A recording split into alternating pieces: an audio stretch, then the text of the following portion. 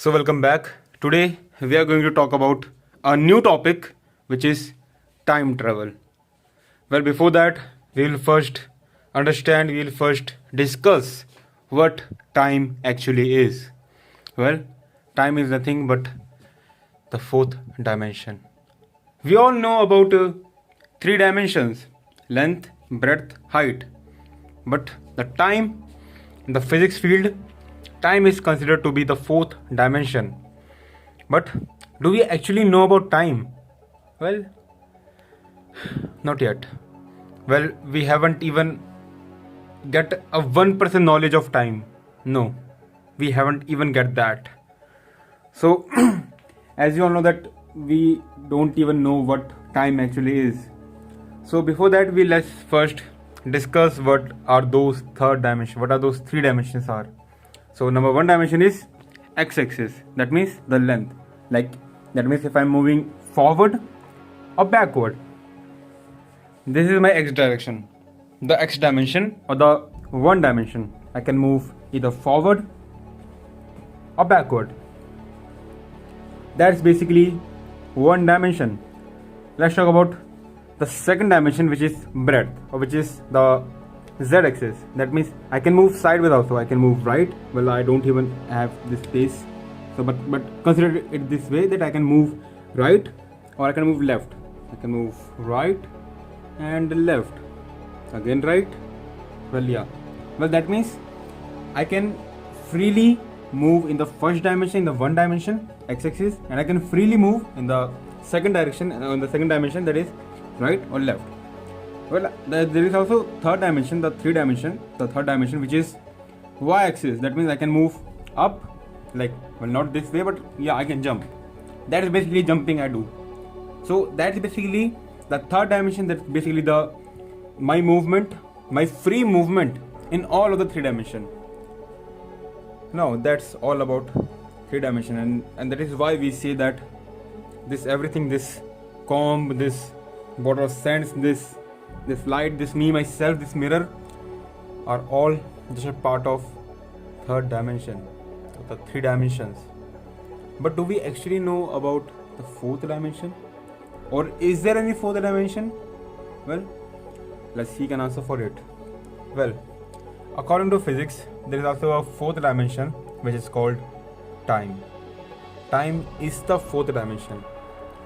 But as we have understood that in the third dimension, in all of the three dimensions, we can move freely in each direction, in each dimension, in all of the three dimensions, we can move freely. As I said, I can move up and down, forward or backward, right and left. That's my free movement in third dimension, all of the three dimensions. But what about the fourth dimension, time? Can I move freely in time? Well, let's just understand that how we all are actually moving in time. We know that we are moving in all of the three dimensions because, yeah, I can see myself moving. Yeah, I can see myself covering a distance or going backwards, covering a negative distance somewhat. So yeah, that's basically my movement in all of the three dimensions. But how we actually know that whether or not we are moving in time? Well, it's just simple. We just have to look at our clocks. The clocks is actually ticking. Right now it's 5:44, 15 seconds, 16 seconds, 17 seconds, 18 seconds, and so on. That means even if I'm just stationary right now, but still time is ticking for me. Even if I'm just be still, my whole body is completely still. I'm not even moving my anything. But that's the only thing that is moving, which is there. We can see it right there. That's basically time. Time is always ticking or actually moving.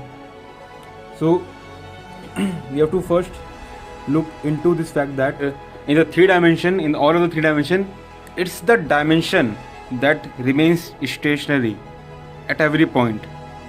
It's us that actually moves with the help of those dimensions. Let's just consider that this is a pathway. Okay, this is the complete pathway. This pathway is actually remain stationary, but it's me, myself, my body that moves through this pathway to get to a certain point. That means those dimensions actually remains stationary all the point, all the moment. It's us, it's the body, it's that object that moves through the dimension that actually doesn't remain stationary, right? Again, those three dimensions remain stationary at every moment. It's basically the object that is traveling through that dimension that basically moves, that don't remain stationary. But in the fourth dimension, that is the time, it's the time that actually ticks, that actually moves. We are not moving in time, but actually time is moving through us. Like consider an example that if you are moving in a road, okay, if you're, let's say, if you're driving or walking or running in a road, that road actually remains stationary. It's you or it's me that moves through that road, or that's drive through that road. The road itself remains stationary all the time. But if you are traveling in an escalator, that is that the stair that moves, if you are traveling in that escalator actually moves, but it's you, it's me that remains stationary. We just have to do one thing. We just have to step on that accelerator, and the accelerator or the moving stairs moves with us, right? So basically time is something like that, or it is like that. That means time is just like an escalator in some sense that that moves with us, or that takes us with it. So time actually moves. So basically in the fourth dimension things go other way. Like in all of third dimension, it's us that moves. It's the dimension that remains stationary. But in the fourth dimension it goes another way. It's us that remains stationary all the time, but it's the dimension, it's the time dimension that moves with us, or that takes us with it. So that's basically the point that we have to look into it.